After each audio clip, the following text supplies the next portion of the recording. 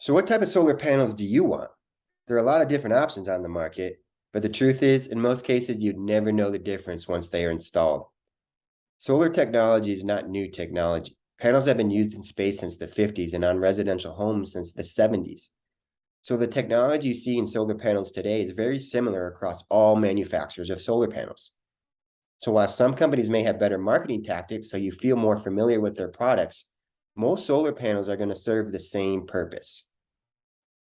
There are a few factors to consider to make sure you are getting a good solar panel, and a few factors that often mislead folks. Since there are so many manufacturers, you'll want to choose a long-standing, reputable manufacturer. The solar panels will last over 30 years, so we want to choose a company we can expect to be around then, in case we need to use our warranty.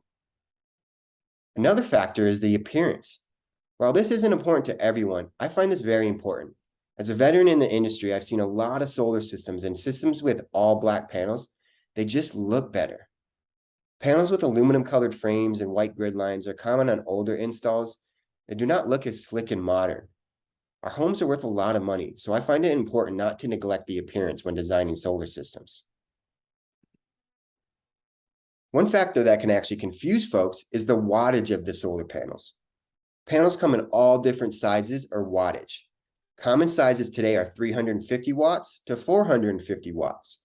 The more watts a panel can produce, the larger the dimensions of the panel. Is it easy to think that a 450 watt panel is superior to a 350 watt panel? But it's actually just not the case. With a 450 watt panel, we will need less total panels to meet our energy production goals, but they are bigger in size, so it will take up the same amount of space. With certain roof types, the smaller panel may fit into the corners of your roof better and be more optimal for your particular situation. So the wattage of the panel has nothing to do with the quality and the benefits you will see from the solar system.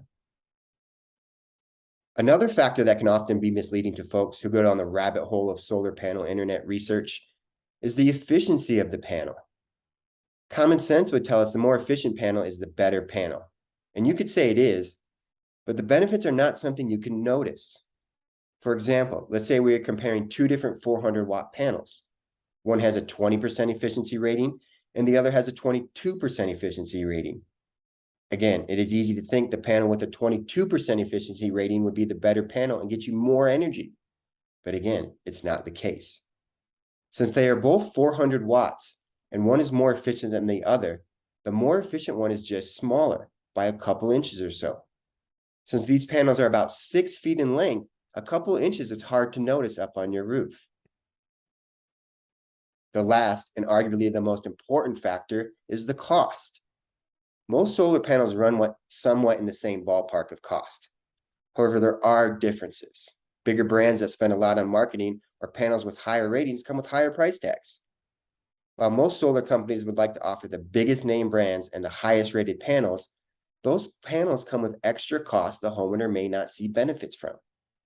So most solar companies are choosing panels based on what can bring the best value to the homeowner. While the panels are a key component, the most important factor when designing your solar is how much energy you will get out of the system. The energy created is what brings value to you and your family. While some homeowners just feel more comfortable buying the most expensive products, homeowners who buy the more cost-effective panel and get more panels for the same price will create more solar energy and receive a much greater long-term cost benefit from the solar system.